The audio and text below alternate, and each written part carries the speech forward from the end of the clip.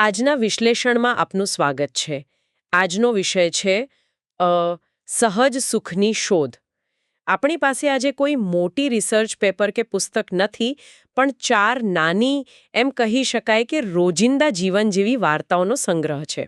હા, આ વાર્તાઓ ધી આર્કિટેક્ચર ઓફ પ્રેઝન્સ નામના સંગ્રહમાંથી લેવામાં આવી છે અને આ બધી વાર્તાઓ એક ખૂબ જ વિચિત્ર અને ઊંડા વિચાર તરફ ઇશારો કરે છે કયો વિચાર? કે સુખ કે શાંતિ કદાચ કોઈ એવી વસ્તુ નથી જેને આપણે મહેનત કરીને મેળવવાની હોય. હા, અને આ વિચાર જ આપણી સામાન્ય સમજથી થોડો ઉલટો છે, ખરું ને? બિલકુલ. આપણે તો એવું માનવા ટેવાયેલા છીએ કે કંઈક મેળવવા માટે કંઈક કરવું પડે છે. પ્રયત્ન, સંઘર્ષ, શોધ. હા. પણ આ વાર્તાઓ સૂચવે છે કે કદાચ આપણી આ શોધ જ એ જ અવરોધ બની રહી છે. અચ્છા.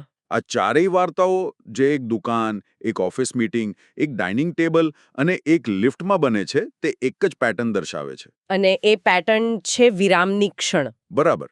ચાલો પહેલી વાર્તાથી શરૂ કરીએ અને આ વિરામને સમજવાનો પ્રયત્ન કરીએ. જરૂર. તો પહેલી વાર્તા રવિની છે. રવિ રોજ ઓફિસ જવા માટે એક જ બજારમાંથી પસાર થતો હતો.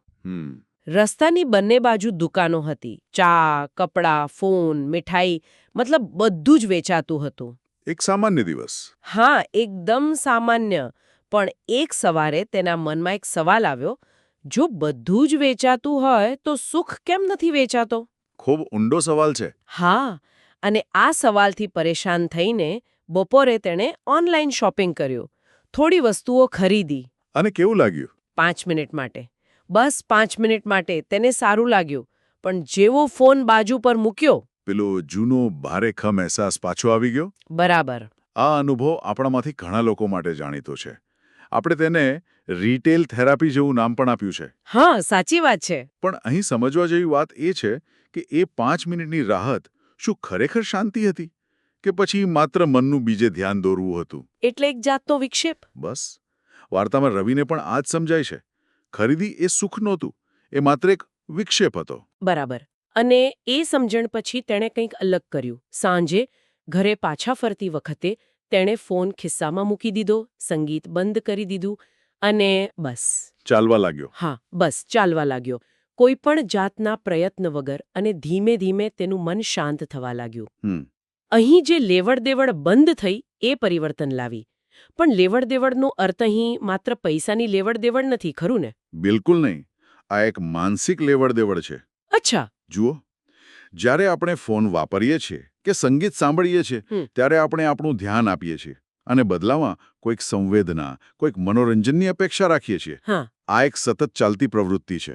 એમાં મન હંમેશા વ્યસ્ત રહે છે. બરાબર. રવિએ જ્યારે આ માનસિક દુકાનદારી બંધ કરી ત્યારે તેને સમજાયું કે શાંતિ ખરીદવાની વસ્તુ નથી. વાર્તાની મુખ્ય પંક્તિ કહે છે, શાંતિ ખરીદી શકાતી નથી.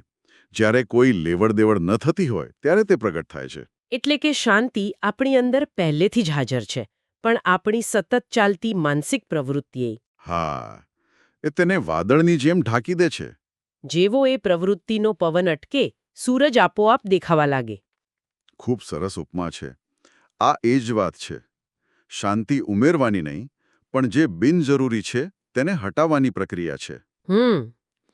તો રવિને વસ્તુઓના બજારમાં શાંતિ ન મળી, પણ શું વિચારોના બજારમાં શાંતિ મેળવી શકે છે, જ્યાં ઉકેલો વેચાય છે? અચ્છા, એટલે આપણી બીજી વાર્તા. હા, આપણી બીજી વાર્તા મીરાને આ જ દુનિયામાં લઈ જાય છે. હા, મીરા એક કન્સલ્ટન્ટ છે. તેનું કામ જ સમસ્યાઓના ઉકેલ વેચવાનું છે. બરાબર. તે એક ક્લાયન્ટ સાથે મીટિંગમાં છે અને ક્લાયન્ટે કહ્યું, બધું બરાબર છે, બિઝનેસ સારો ચાલી રહ્યો છે, છતાં કંઈક ભારે લાગે છે. ઓહ, હવે આ કોઈ એવી સમસ્યા નથી જેના માટે તમે ચાર્ટ કે ગ્રાફ બનાવી શકો. બિલકુલ નહીં. આ તો એક અસ્તિત્વનો પ્રશ્ન છે જે કોર્પોરેટ પ્રેઝન્ટેશનમાં બંધ બેસતો નથી. અને મીરા પાસે કદાચ આવા જ કોઈ પ્રેઝન્ટેશન તૈયાર હશે. તેણે પોતાનું લેપટોપ ખોલ્યું, પણ પછી અટકી ગઈ. હા, અટકી ગઈ. તેણે કોઈ ઉકેલ આપવાને બદલે એક ખૂબ જ સરળ પણ ઊંડો સવાલ પૂછ્યો. શું પૂછ્યું? અત્યારે આ ક્ષણે અહીં કોઈ સમસ્યા છે? વાહ.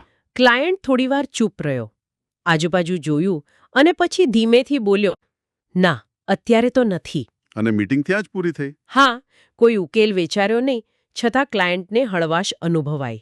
આ ખૂબ જ રસપ્રદ છે. હા, કારણ કે મીરાનો સવાલ ક્લાયન્ટને ભવિષ્યની ચિંતાઓ અને ભૂતકાળના બોજમાંથી બહાર કાઢે છે. અને વર્તમાનમાં લઈ આવે છે. સીધો વર્તમાનની વાસ્તવિકતામાં. પેલો ભારેપણાનો અહેસાસ એ કોઈ નક્કર સમસ્યા નહોતી, પણ વિચારોનો એક જાળું હતું. બરાબર. જ્યારે ધ્યાન વર્તમાન ક્ષણ પર આવ્યું, હં. ત્યારે એ જાળું આપોઆપ વિખરાઈ ગયું. પણ શું આ એક કન્સલ્ટન્ટ માટે થોડું જોખમી નથી? મતલબ જેનું કામ ઉકેલ આપવાનું છે તે ચૂપ રહીને સમસ્યા હલ કરે છે. સારો સવાલ છે. હં. પણ અહીં આપણે સમજવું રહ્યું કે દરેક સમસ્યાનો ઉકેલ કરવામાં નથી હોતો. હં. કેટલીક સમસ્યાઓ તો આપણા સતત કરવાના પ્રયત્નોથી જીવંત રહે છે. અચ્છા. વાર્તાનો સાર આ વાક્યમાં છે, કેટલીક સમસ્યાઓને સુધારવાની જરૂર નથી હોતી, તેમને ફક્ત જોવાની જરૂર હોય છે. જોવાની જરૂર હોય છે. હા, અહીં જોવાની ક્રિયા એટલે કે સમસ્યાના વિચારને કોઈપણ નિર્ણય વિના સ્વીકારવાની ક્રિયા તેને સુધારવાના દબાણ કરતાં વધુ શક્તિશાળી સાબિત થઈ. એટલે કે મીરાએ ઉકેલ શોધવાનું બંધ કર્યું. અને એ વિરામમાં જ ક્લાયન્ટને પોતાનો ઉકેલ મળી ગયો. આ માઇન્ડફુલનેસના સિદ્ધાંત જેવું છે ને? હા, જ્યાં તમે વિચારો સાથે લડવાને બદલે તેને માત્ર જોવાનું શીખો છો. બરાબર. એટલે કે સમસ્યાનું અસ્તિત્વ ફક્ત વિચારના સ્તરે હતું, વાસ્તવિકતામાં નહીં.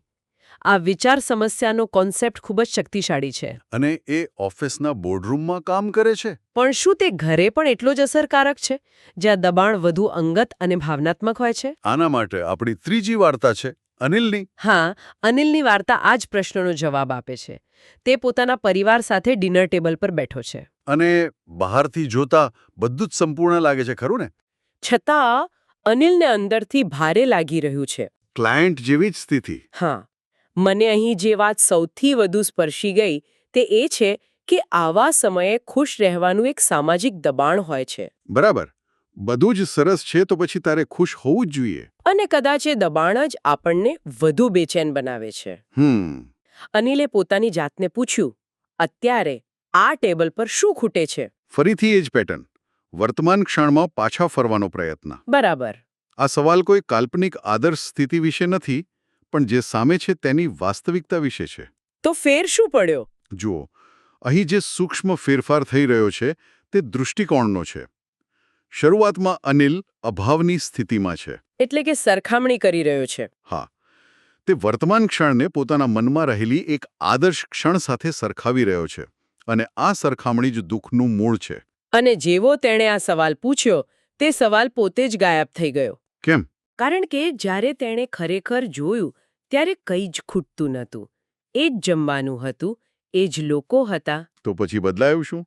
માત્ર એક જ વસ્તુ બદલાય. અનિલે સુખ માંગવાનું બંધ કરી દીધું. આ જ મુખ્ય વાત છે. માંગવાની ક્રિયા પોતે જ એવું સૂચવે છે કે અત્યારે કંઈક અધૂરું છે. હા, તે અભાવની લાગણીને મજબૂત કરે છે. બરાબર. અનિલની વાર્તા આપણને આદર્શના અત્યાચારથી બચાવે છે. વાર્તાનો નિષ્કર્ષ છે, અનિલે સુખ માંગવાનું બંધ કરી દીધું અને માંગ્યા વગર તે પહેલેથી જ ત્યાં હતું. જ્યારે સરખામણી બંધ થઈ ત્યારે જે હતું તેની પૂર્ણતાનો અનુભવ થયો. તો આપણે જોયું કે લેવડ-દેવડ બંધ કરવાથી, ઉકેલ શોધવાનું બંધ કરવાથી અને સરખામણી કરવાનું બંધ કરવાથી શાંતિનો અનુભવ થઈ શકે છે. હા, આપણી છેલ્લી વાર્તા આ બધાનો સાર છે. તે સૌથી નાની અને સૌથી સરળ છે, રાહુલની. અને માત્ર 30 સેકન્ડની. હા. અને તે આપણા આધુનિક જીવનની એકદમ સચોટ તસવીર રજૂ કરે છે. સવારનો સમય છે, રાહુલ ઓફિસની લિફ્ટમાં છે. તેની આસપાસના દરેક લોકો પોતપોતાના ફોનમાં જોઈ રહ્યા છે. કોઈ દુઃખી નથી, કોઈ ખુશ નથી, બસ રાહ જોઈ રહ્યા છે. ક્યાંક પહોંચવાની આ દ્રશ્યથી આપણે બધા પરિચિત છીએ. બિલકુલ. એ ખાલી સમયને, એ મૌનને ભરવાની એક અજીબ ઉતાવળ. પણ રાહુલે કંઈક અલગ કર્યું. શું કર્યું? તેણે પોતાનો ફોન ખિસ્સામાં મૂક્યો અને ફક્ત સામેની દિવાલ સામે જોવા લાગ્યો. 10 સેકન્ડ, 20 સેકન્ડ. તેણે એક ક્ષણ પાસેથી કશું જ માંગ્યું નહીં. હા, ન કોઈ મનોરંજન, ન કોઈ માહિતી, ન કોઈ વિક્ષેપ. તેણે ફક્ત હોવાને પસંદ કર્યો, કંઈક કરવાને બદલે. આપણે બધાએ આ અનુભવ કર્યો છે નહીં? લિફ્ટનો દરવાજો બંધ થાય અને તરત જ ફોન બહાર આવે છે. જાણે કે 30 સેકન્ડની શાંતિ પણ અસહ્ય હોય. આ આપણા સમયની એક મોટી સમસ્યા છે, ખાલીપણાનો ડર. સાચી વાત છે. આપણે દરેક ક્ષણને કોઈકને કોઈક સામગ્રીથી ભરવા માંગીએ છીએ. રાહુલનો આ નાનકડો બળવો એ માંગની વિરુદ્ધ હતો. અને તેનું પરિણામ શું આવ્યું? જ્યારે લિફ્ટનો દરવાજો ખુલ્યો, ત્યારે રાહુલે નોંધ્યું કે તેના ખભા હળવા હતા અને શ્વાસ ઊંડો હતો. વાર્તામાં લખ્યું છે, કશું પ્રાપ્ત થયું નહીં, કશું મેળવ્યું નહીં, છતાં કંઈક બરાબર હતું. આ કંઈક બરાબર હતું એ જ સહેજ સુખ છે. તે કોઈ મોટી સિદ્ધિ નથી.